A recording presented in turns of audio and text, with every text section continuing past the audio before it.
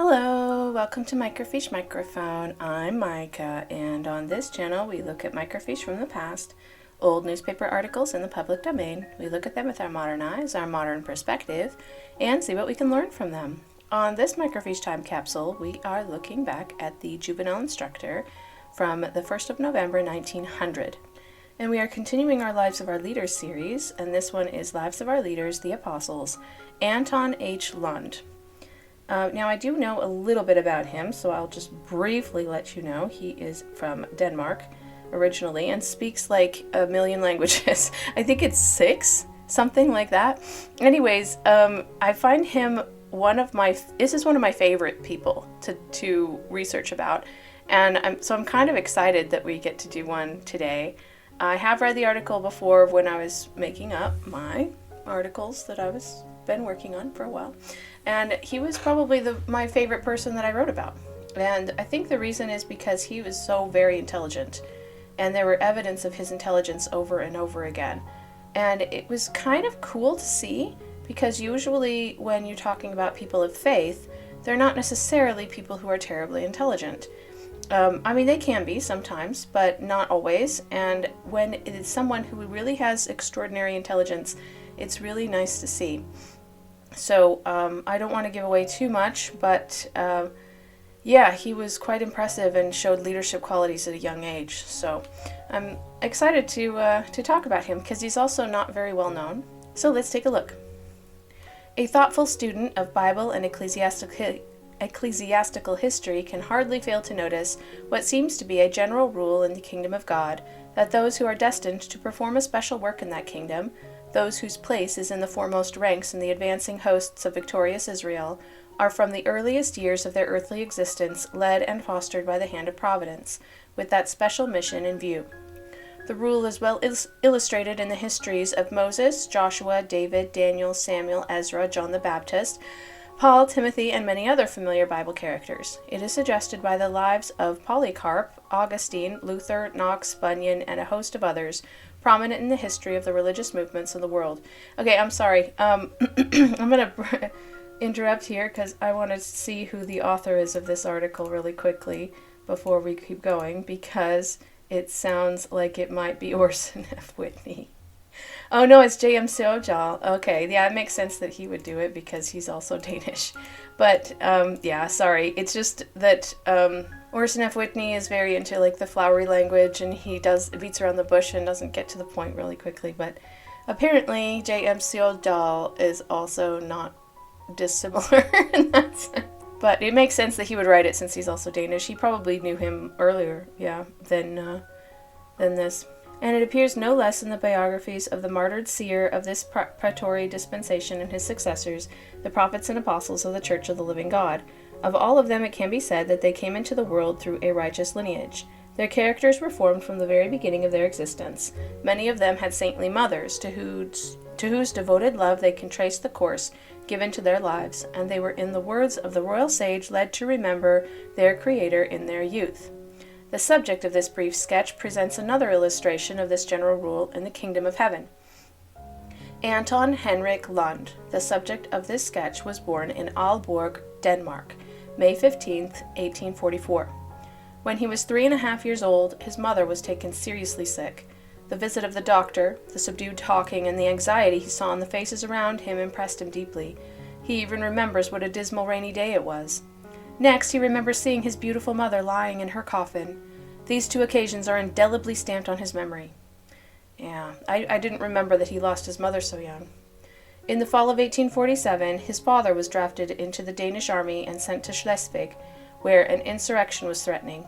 In 1848, Schleswig and Holstein revolted, and with the aid of Prussia and Germany waged a sanguinary war for 3 years. I think sanguinary means bloody, yeah?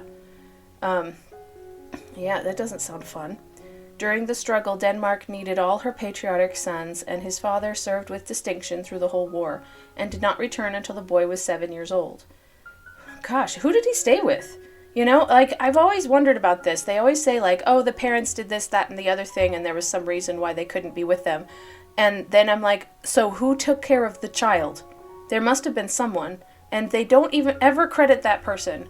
Like, clearly that person did something right. Like, geez. At least tell us who it was. It was a beautiful day when the victorious army returned, and standing near a triumphal arch, having hold of his grandmother's hand, okay, it was his grandmother, the boy watched the soldiers marching under it. At last his grandmother pointed out the smiling face of his father marching with his musket on his shoulder. A few hours later he was folded into his father's arms. This was a happy day to the boy. Shortly after, his father moved away some 35 miles, and he was left with his grandmother, who proved a tender, loving mother to him, and he became very much attached to her.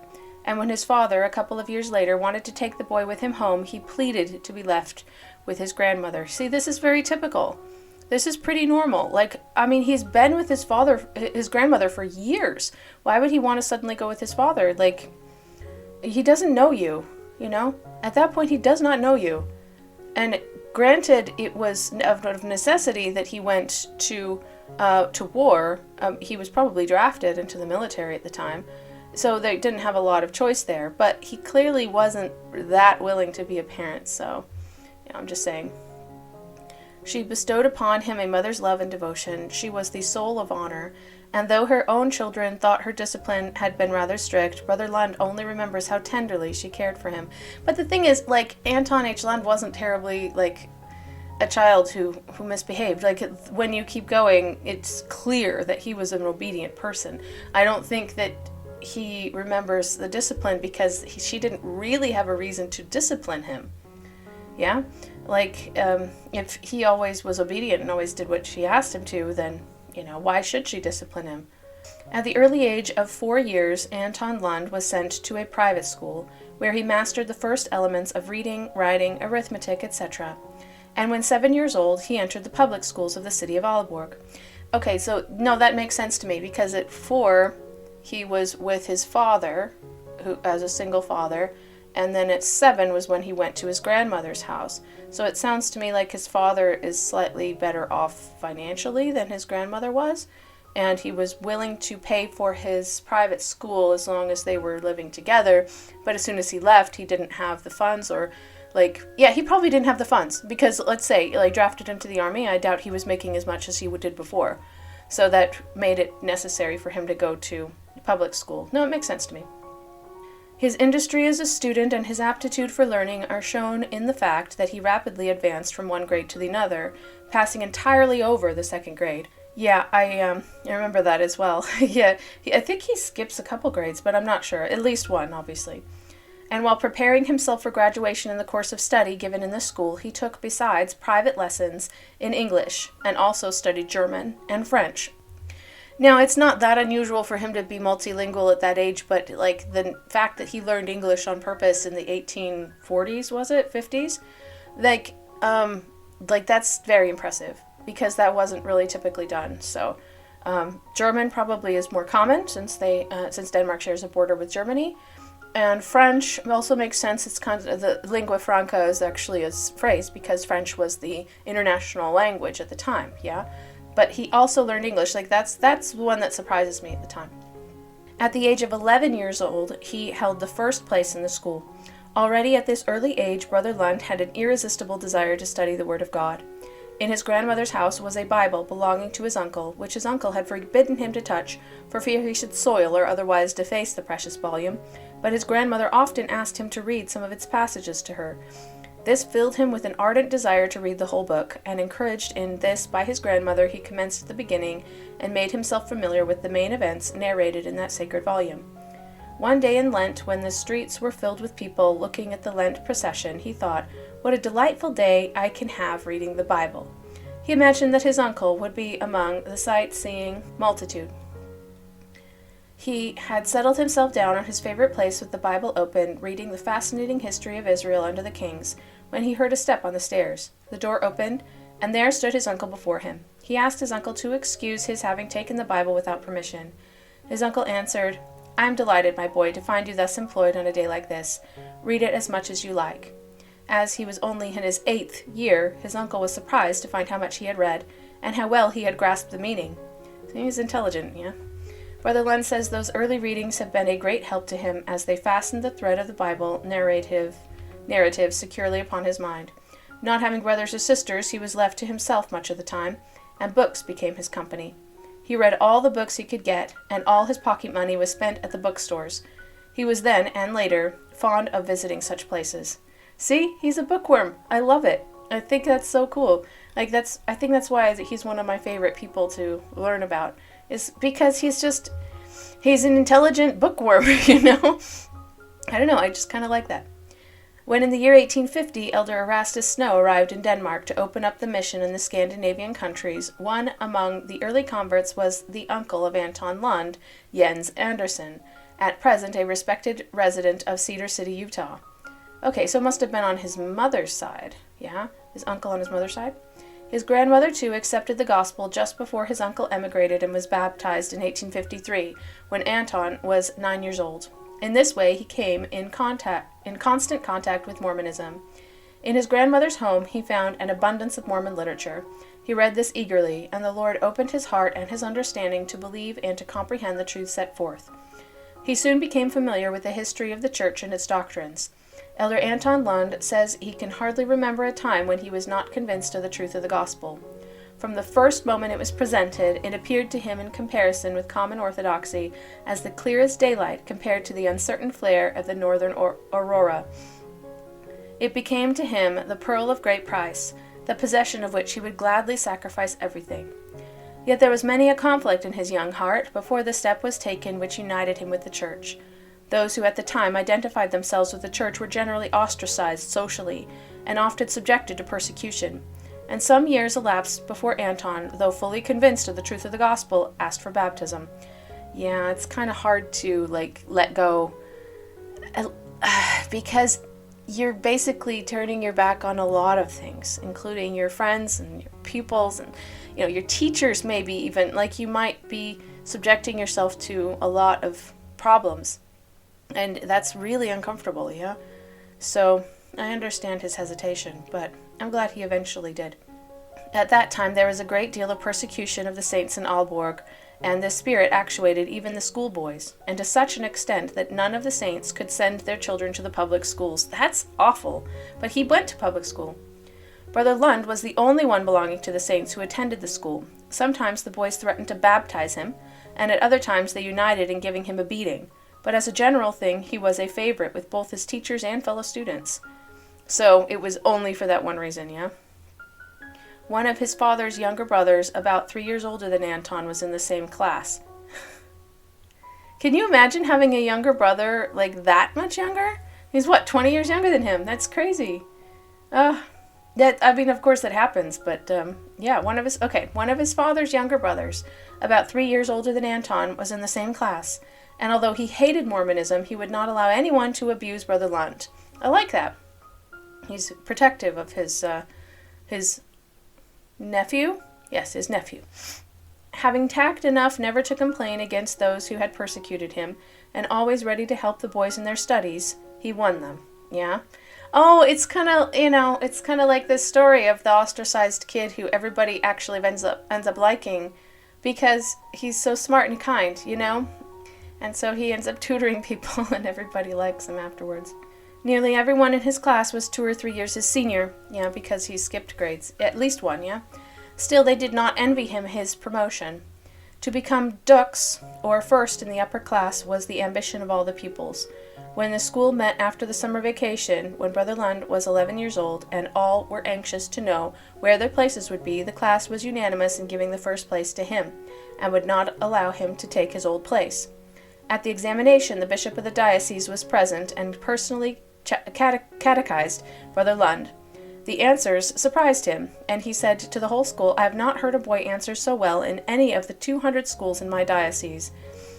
Okay, so in case you're not familiar with catechism, it's a Catholic idea, and it basically consists of asking questions and waiting for the correct answers. And they have certain answers that they are looking for. But I can't imagine that Anthon had given him any answers that were, many answers that were exactly word for word what he was looking for. But he's quite intelligent, so I'm wondering if he was able to word them in such a way that made sense for the Catholic Church and for his own, yeah? I don't know. I'm not sure, but that's interesting that, this bishop of the diocese, like, specifically questions every dux. You know, dux being kind of like the valedictorian, yeah, of his class. All the teachers but one were proud of the praise bestowed on one of their pupils. One, however, was bitter Mormon hater, felt much chagrined. On several occasions he would slur the boy because of his belief.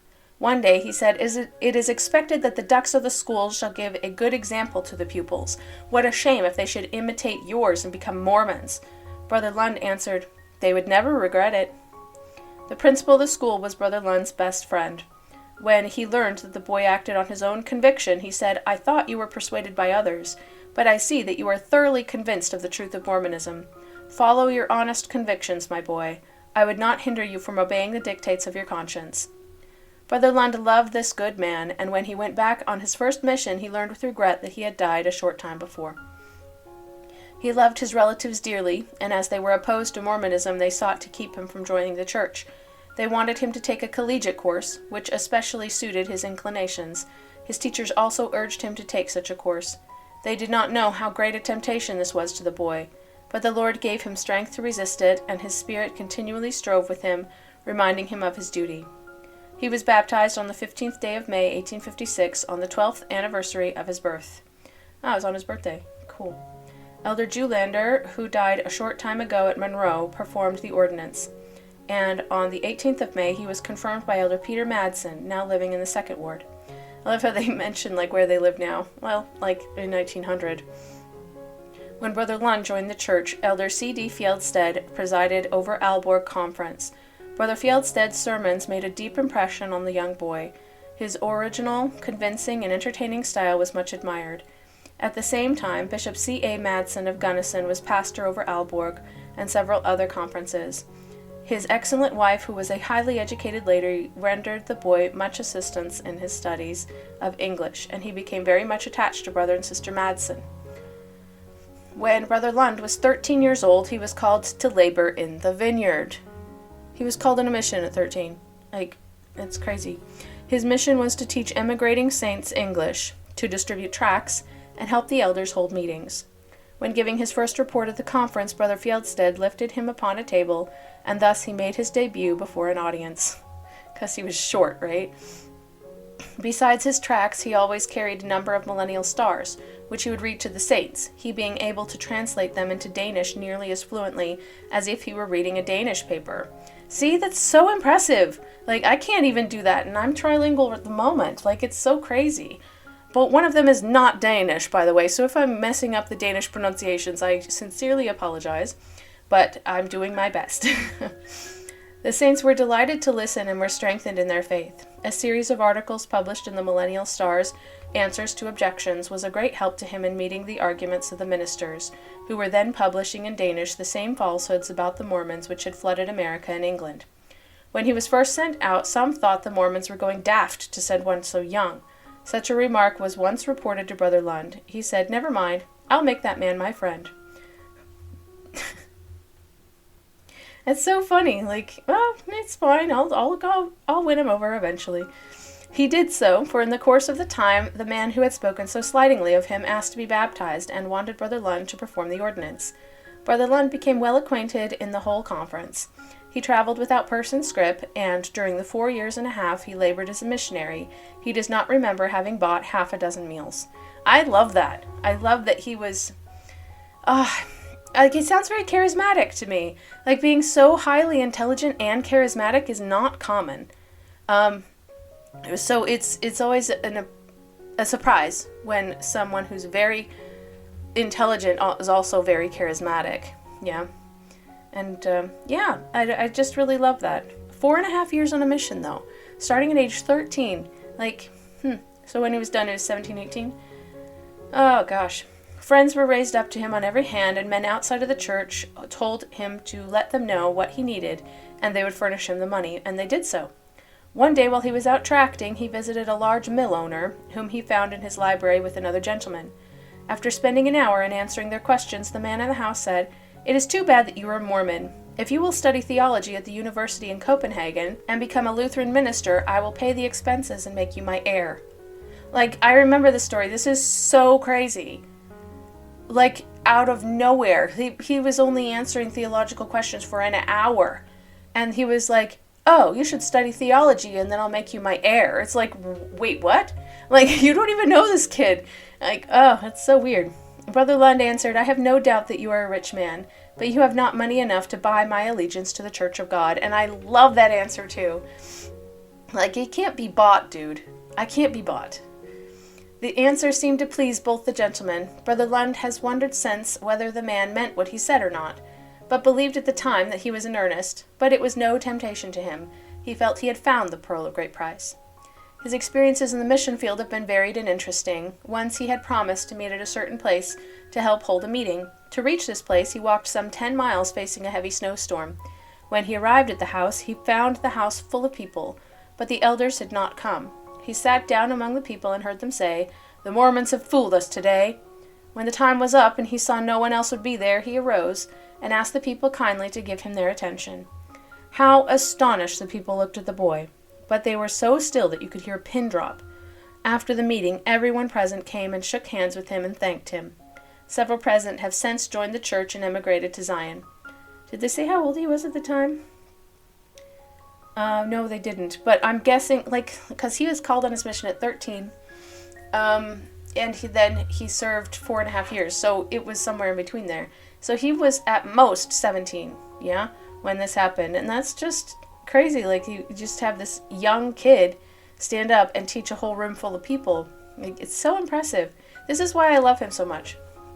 It was not often Brother Lund was molested. Even in places where other elders had suffered persecution, he succeeded in making friends. See, charismatic. Sometimes, however, he also tasted the opposite. On one occasion, when he was out inviting people to a meeting, in the evening he came to a house and informed a woman he met there that there would be a meeting in the evening and invited her to attend. What kind of meeting? She asked. A Mormon meeting, he replied. There came a change over her face instantly, and she became a perfect fury. She grabbed her fire tongs and screamed, I will give you a Mormon meeting, and flew at him. He thought discretion the better part of valor and ran out of the house, but the woman followed, and in her highest key called on her husband to shoot the Mormon. She made such a disturbance that the neighbors came running to see what was the matter. Years afterward, when Brother Lund had charge of the Ephraim co-op, a lady came into the store and said to him, You do not know me, but I have seen you once. Do you remember a woman who ran after you with a pair of fire tongs? Yes, he answered, but you're not that woman, for her face I have never forgotten. No, she said, I was her neighbor, and seeing her running after you, I asked her what you had done. She said that you had invited her to a Mormon meeting. I became curious to learn something about the Mormons and went to the meeting. I heard you speak, and was convinced of the truth. The Lord turned the wrath of an enemy to further his purposes. That's just so cool. I love that story. Like, no, the woman who ran after him wasn't converted. It didn't sound like she was interested, let's be honest. But that someone who saw it was, and became overly curious because of what a crazy thing that lady had done. Like, why did she react so strongly? Yeah, and he eventually was able to teach her. Like, that's just so cool. It's so cool. I love stories like that.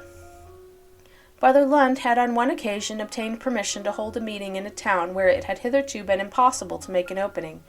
The meeting was appointed for the next Sunday, and in company with a couple of elders, Brother Lund went there.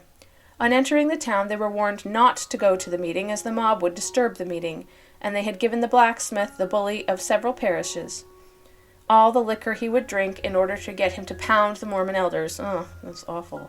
They thanked their informant, but said they must honor their appointment. They found the house full of people and great numbers outside that they could not get in. The meeting was opened, and in stalked the blacksmith. Brother Lund says when he saw him, he thought he was very polyphemus? Polyphemus. Now, I'm not familiar with that word, so let me look it up. Oh, Polyphemus is the one-eyed giant son of Poseidon. Okay, so he's the giant guy. He's really big, yeah. He had only one eye, a sinister look, and fists like sledgehammers. They prayed earnestly that God would overrule the plans of the wicked. The advent of the blacksmith was the signal for disturbing the meeting, and some commenced calling the elders liars, etc. The blacksmith rose to his feet when he heard the interruptions, and slowly eyeing the audience, he said, I want you all to understand that these are men of God, and they speak his word pure and simple. If anyone again interrupt them, he shall feel the weight of this," showing his large fist. The crowd did not know what this meant. He had drank their liquor and promised to thrash the elders. He must be joking. A loudmouth fellow commenced again, calling the elders opprobrious names. Okay, expressing scorn, disgrace, or contempt, shameful or infamous. Sorry, they're using a lot of big words. Opprobrious names when the blacksmith elbowed his way through the dense crowd, and taking hold of the disturber, he threw him out the door. This settled it. For 2 hours, the elders preached to the congregation, and the one-eyed giant stood guard as a policeman. But as soon as the meeting was dismissed, he seemed to realize that he was on the wrong side, and he commenced to be ugly and wanted to quarrel with the brethren, but they got away as quickly as possible. Wow, that's crazy! Brother Lund was the last to leave, and he heard those behind say to those in front of him, "Give him a diff." What is that supposed to mean? But Brother Lund nodded politely to the crowd as he passed through and got away unhurt. I'm assuming that means hit him, yeah? Some of those present have since come to Utah and have informed Brother Lund that even the man who opened his house for the meeting was in the conspiracy against the elders. The elders felt that their prayers were heard in an almost miraculous manner. So it sounds to me like this person, this blacksmith guy, this Polyphemus whatever guy, like, it didn't sound like he's very intelligent. Like, he doesn't usually think that much for himself. Because, like, how else would you not realize you're on the wrong side of an argument? You know? So I'm wondering, I know, like, they got him drunk, but, like, even being drunk doesn't make you stupid. Like, maybe not that stupid, you know? I don't know. I just think that he doesn't sound terribly intelligent. He's more brawn than brain. And so that they kind of use him by telling him what to do, yeah? So the more intelligent people are like, dude, this is what we want, please do this. And he's like, okay, whatever. They kind of, or he's allowing himself to be paid for it. But I don't see how it's possible to get yourself on the wrong side of an argument on accident like that. Unless you're really, really not quite all there. But the fact that he accidentally, this is the only thing I can describe it as, he accidentally defended them. You know, that's kind of a miracle. I like that. Brother Lund often found that his youth was the means of gaining sympathy for him, and a hearing which was denied others, and the Lord blessed his efforts with many fruits. Yeah, I think a lot of missionaries find this. And the fact that they're young and they're maybe good looking can open doors that aren't open for other people. At the age of 16, he was ordained an elder and appointed president of the Aalborg branch, and traveling elder in 5 other branches. This was at the time quite a responsible position, and the branch being large and requiring constant care. Elder Lund continued his missionary efforts until the year 1862, when at the age of 18, he emigrated to Utah. He left Hamburg on the Benjamin Franklin. While lying in that city, measles came aboard and made fearful ravages among the children. There was no doctor on board, and the captain would deliver the medicines and wine for the sick only on an order from a physician. Bishop C.A. Madsen laid the matter before the saints, and they voted to appoint Brother Lund to be the physician of the company. They're like, hey, you're smart, why don't you be the doctor? It's like, dude, I don't know anything about this. I'm like, well, you can figure it out. So they had to have a doctor of the company before they could give medicine to those who had measles. I don't know what kind of medicine. I'm guessing some sort of, like, fever sinkers. I don't know if they even had that, but I'm guessing that that's what it was. He received the medicine chest, and with it a book treating on common diseases and their cures. I hope measles was in it. This he studied diligently and performed his duties so well that he gained the confidence of both the crew and the passengers. Can you imagine? 18 years old. By the way, we voted and you are our doctor. Like, excuse me? You know? Brother Lund was always in demand. At times he had to hide so as to get the much needed rest and sleep. This was rather remarkable for a doctor that had been given his diploma by popular vote instead of by a medical faculty. 4 ships left Denmark at the beginning of that year with emigrating saints. These all met at Florence. otherwise aka winter quarters, whence some continued the journey in the conveyances furnished by the Utah Saints. The others were organized into 2 independent companies, one under the leadership of Bishop C.A. Madsen and one under the care of Patriarch O.N. Lillienquist. Brother Lund traveled over the plains in Bishop Madsen's company. This, according to the journal of the late Elder Wybye, I don't know, consisted of 214 persons. They had 40 wagons, 14 horses, 174 oxen, 99 cows, 37 heifers, 7 calves, 6 dogs, and 10 chickens. They also brought with them 22 tents and 32 kitchen stoves, 5 revolvers, and 37 rifles, because of course they did. They wrote down everything back then. Thus equipped, the company started from Florence, after having remained there for 7 weeks. The route was via Elkhorn River, Loop Fork, Wood River, Willow Lake, Rattlesnake Creek, Fort Laramie, Upper Platte Bridge, Devil's Gate, South Pass, and Green River, and the travelers arrived in Salt Lake City on the 23rd day of September 1862. The overland travel had lasted 71 days. It's so detailed, I don't know, it's just really detailed. It had been an exceptionally pleasant journey. The saints had found good camping places with an abundance of grass and water. Some had walked the entire distance, and very often the men had carried the women and the children across the rivers. But there were no accidents, and a good spirit prevailed. The Deseret News of the 24th of September, 1862, says the health of the arrived immigrants was excellent, and the animals were in good condition.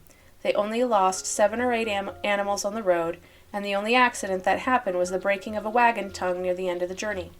It happens.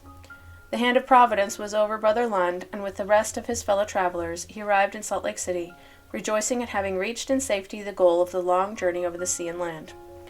Elder Anthon H. Lund's life since his arrival in the valleys and the mountains has been one of continual activity and usefulness. He has filled numerous positions of trust both in the church and state. He first located at Fairview, San Pete County, but 3 months later moved to Mount Pleasant. Here he remained until the fall of 1870. His first employment in Utah was at farm labor, digging potatoes, working on the threshing machines, etc., as long as such work could be had, and then he got employment in a harness shop, and afterwards in a shoe shop. He was never idle a day. Brother John Barton offered him a home and his family and engaged him to teach his children in the evenings. He was treated by those excellent people as if he were one of the family. The only thing that surprises me about this part of the story is his jobs that he got. Because as being such an intelligent person who speaks so many languages and is able to read and write fluently and, was very smart. Why did he have all these manual labor jobs? I'm not sure. I'm not sure why that was. To Brother Lund, as to so many others who have come to Utah, the first impressions and experiences of the new country were rather discouraging. He missed his books, perhaps more than anything else. An old handbook in astronomy, without maps, which he happened to find, became one of his literary treasures. He studied it and drew his own maps using the hearthstone for a table, and was able to locate the constellations of the stars and trace the planets. Thus passed his first winter in Utah. He felt that this was the land of Zion, and the place to which God had led him, and his heart swelled with sentiments of joy and gratitude. In 1864, he was called to go as a teamster to the Missouri River to bring back some of the emigrating saints. He performed this mission faithfully. When President Brigham Young called a number of young men to come to Salt Lake City to learn telegraphy, Elder Lund was selected as one of them. During his stay in the city at the time, he became acquainted with Elder John Henry Smith and others, with whom he later has been intimately associated in his ecclesiastical work. Yeah, that makes more sense to me. You want to learn to use the telegraph, yeah? We need people to learn. Who's capable of learning? Who's smart? Oh, Anthon H. Lund. Okay, why don't you do it? Yeah? And, yeah, it's a good idea. Having learned telegraphy, he returned to Mount Pleasant and kept the telegraph office there. See? Much better job. He also had a photograph gallery, and when the first cooperative institution was started in that city, he was appointed its secretary. He was also elected a member of the city council, but notwithstanding these varied duties, he found time to devote to the church. In 1865, he helped to start the first Sunday school in the city where he lived, and achieved a great success in this labor of love. He remained in Mount Pleasant until the fall of 1870, when he moved to Ephraim. In the same year, he married Sister Sarah Ann Peterson, a daughter of stake president Knut Peterson. The issue of this happy union is 9 children, of whom 7 are still living. Most of the faithful elders of Israel have at some time or another the privilege of going out among the nations of the earth as messengers of life and salvation. Yeah, but he already has, yeah? I mean, he was on a 4.5-year mission in his teens. I don't know. Like, it's like, oh, you're going to go on a mission. Well, he's been on a mission. You know what I mean? I don't know. I think it's a little bit strange to be like, oh, he now had the privilege of going on a mission. Dude, we already talked about that. All right, obviously this is another mission, but like instead of, why didn't they say that? Why didn't they say he was called on another mission instead of being like, oh, he has the privilege of going on a mission as well? Dude, he's already been on, this is his second mission, yeah? The privilege, okay. Elder Lund was called in the year 1871 to perform his first foreign mission since his arrival in Utah. He was sent to Denmark in company with Elder Knut Petersen. The latter was appointed president of the Scandinavian mission, and Elder Lund became the business manager of the central office in Copenhagen. I think it's Copenhagen. I think I mispronounced it earlier as Copenhagen. Yeah. So, once again, Danish people who know Danish better than me, which is basically everyone, write in the comments how it's properly pronounced. On his return to Ephraim, he became interested in the cooperative store of that place, and the next year he was placed in charge of that institution. He held this position for 9 years, and it is generally conceded that it was, during this time, one of the most successful in the county. In 1874, he was appointed a member of the High Council in St. Pete, and when the stake was organized in 1877, he became a stake clerk and a member of the new High Council. In 1878, he became superintendent of the Sunday school in Ephraim, a labor which he much enjoyed. In 1883, he was called to fill another mission to Scandinavia. He succeeded Elder C.D. Fjeldstad as president of the mission, and was absent from home 2 years and 3 months. Yeah, that's a shorter mission at least, yeah? During his absence, he was elected a member of the legislature of the territory of Utah, and he took a seat in that body on his arrival home. That's weird. Like, can you be elected in absentia? Like, I guess you could be, obviously he was, but like, it just seems so weird. Okay. In 1888, he was re-elected. The Ogden Reform School and the Agricultural College at Logan are lasting monuments of his untiring work in the Legislative Assembly of Utah, as well as of his wisdom and solicitude for the welfare of the people. In May 1888, he was appointed vice president of the Manti Temple, assisting President Daniel H. Wells, and in 1891 he succeeded Brother Wells in the presidency. At the organization of the General Church Board of Education, he became a member of that board. At the October Conference 1889, he was called to the high office of an apostle in the Church of Jesus Christ, and in 1893 he was sent to Liverpool to preside over the European mission. Yeah, he was gone more than 3 years, and his administration was marked with much success. His linguistic ability was a great help to him in the performance of his duties while traveling in the various conferences. I feel like that's something, it's kind of like the last few we've read, I feel like have all been president of the European mission at one time or another. So I feel like this is kind of par for the course. But this is his fourth mission, basically, if you count that as a mission when you're mission president, which I do, So he was on a mission as a teenager in Denmark. He went back to Denmark in his late 20s or the 30s, and then he went again in his mid-30s, and now he's there again as president of the mission in his late 40s, I want to say, as an apostle. So, yeah, at the demise of Apostle Abraham H. Cannon, Elder Lund was appointed director of the ZCMI, and some years before of the Zion Savings Bank. I think that was 1896, if I'm not mistaken. Mid-1890s for sure. In 1897, he was called to a mission to Palestine and Syria to organize the saints there into branches and to look after their welfare generally. He returned in the summer of 1898. In the fall of that year, he moved to Salt Lake City, where he now resides. Since then, he has continued his labor as an apostle in the various stakes of Zion. Since April 1900, he has also been the superintendent of the religion classes, and in August last, he succeeded President Franklin D. Richards in the important office of church historian. Yeah, church historian kind of tracks with his personality, though, yeah? He's very meticulous and intelligent, and anyway.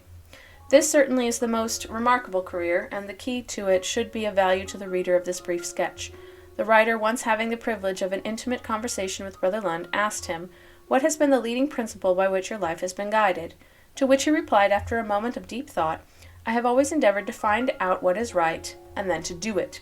I love that, because it's not only like a philosophy exercise of like find out what is right, but it's also a motivation. Then do it. Get up and, dust your hands off and go get to work. That tells all. No one guided by that principle can fail in life. See, I love that.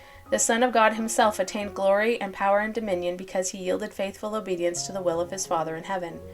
A striking feature of Brother Lund's character is his tendency to religious thought and meditation, which almost reminds one of the best representatives of the Pietistic school, which during the last century had so much influence upon Lutheran Protestantism. It should be added, though, that his practical training during a life rich in experiences has preserved him from the errors of mysticism, which under different circumstances might have been difficult to avoid. In his public speaking, it is easy to perceive that his thoughts center round the great themes of the gospel, the Redeemer in his twofold character of priest, atoning for the sins of the world, and king, coming to rule and restore all things. As a teacher in Israel, he evidently at all times endeavors to magnify his calling of an apostle and witness for the Lord Jesus Christ. It follows that in the daily events of life he readily acknowledges the hand of the Lord in all things. Through a varied experience, he has obtained a firm faith in the promises of God to hear and to answer prayers, and this is a source of strength to him which never fails. It is no wonder that Brother Lund is much respected and loved by all who know him, or that the feelings of regard grow stronger as the acquaintance with him becomes more intimate. Few men go through life without enemies, but Brother Lund appears to be one of the few. He is very much like the late President Wilford Woodruff in this respect, of whom it is said that even his antagonists love him. The regard of which he is held by his associates in the Council of the Apostles was very well expressed by Elder Heber J. Grant, when in a meeting of the Scandinavian saints in this city not long ago, he said, "Erastus Snow is my ideal of an apostle of the Lord, and Brother Snow's mantle has, in my opinion, fallen upon Elder Anthon H. Lund." It would be impossible, even in the lengthy treatise, to give a more striking tribute to the genuine worth of the successor of him who has been called the Apostle of Scandinavia, J.M. Sjodahl. I think it's interesting that they compare him to Erastus Snow. I'm not sure why. I don't really find that many parallels. I'm just saying. I always think of Erastus Snow, I think of southern Utah, which is where he spent, years building up the area there. But I think of Anthon H. Lund, and I think of Denmark. I don't know. It's just interesting to me that this is the parallel that they were drawing. Anyways, just to give some vital statistics of what happened after this, because he didn't die anywhere close to this. So this is in 1900. And, so Anthon H. Lund, born 15 May 1844, called to the Corps of the 12, 7 October 1889. Called as second counselor in the first presidency, 17 October 1901, under Joseph F. Smith, and then called as first counselor in the first presidency, 7 April 1910, under Joseph F. Smith. And then he was called as first counselor in the first presidency, 23 November 1918, under Heber J. Grant. And he became president of the Quorum of the 12, 23 November 1918, and he died 2nd of March 1921. So, those are a few, pieces of information. But I'm going to jump down to my own research and opinion. Later in life, he did some more traveling, and he, headed some more groups and stuff like that. I'm not going to go through all of them. Because there's a whole laundry list of things that he did, and I just think that it's a lot. It's a lot, yeah. Apparently he died of peritonitis, which was the result of a duodenal ulcer, which was left too long untreated. But he died at age 76, so it's, at the time that he lived a good long age. So, my conclusion about Anthon H. Lund. What kind of a man was Anthon H. Lund? He was a hard worker. He had an inquiring mind, and he loved to learn. The spirit of missionary work was so integral a part of him that it was difficult to separate it from his deeds. He was a natural and capable leader, and many people followed him. He always looked for the logic of situations and then drew his own conclusions and parallels based on it. He was well liked and charismatic. He was aware of all situations and was unafraid to look them in the face. His courage was an example to all who knew him. Yeah, nice to know that I agree with myself. Alright, and I also pick out a scripture that I like to apply to every person. And the one I picked out for him was Doctrine and Covenants 88:118. Seek ye out of the best books words of wisdom, seek learning even by study and also by faith. Yeah, so I think that really kind of sums him up, you know. He was a very studious person, and he also loved people. Like, I think that those two sides of him kind of fought within him, because on the one hand he loved to just sit and read books, but on the other hand he loved to talk to people and, you know, help them with their problems. So I think that was an issue for him, just finding that balance. But other than that, I feel like he did pretty much everything right. You know, he was a very obedient person, and, you know, he never really made any major mistakes. There are some of the other people we've read about that you're like, oh, shouldn't have done that. Oh, shouldn't have done that. I also find it interesting how much was concentrating on his childhood in Denmark. I think that this article was written by another Dane, so I think part of that was that he was familiar with the culture enough to know what that really looked like at the time, and also to share that culture with the saints who had only ever been to Utah and had never been anywhere else. And so, yeah, I think that's part of why they talked so much about his childhood in Denmark. But I feel like they could have talked a little bit more about his later life and how he went and did things, instead of just, you know, kind of putting it into bullet points, which is kind of what they did at the end. I don't know. It's just my opinion. I would wish that there were more stories that were like the ones from his youth later in life. That's all. Anthon H. Lund. There you go. And he's one of my favorite people to talk about, so I hope you enjoyed that today, and if you did, please like the video, subscribe to the channel, and I hope to see you in the next video.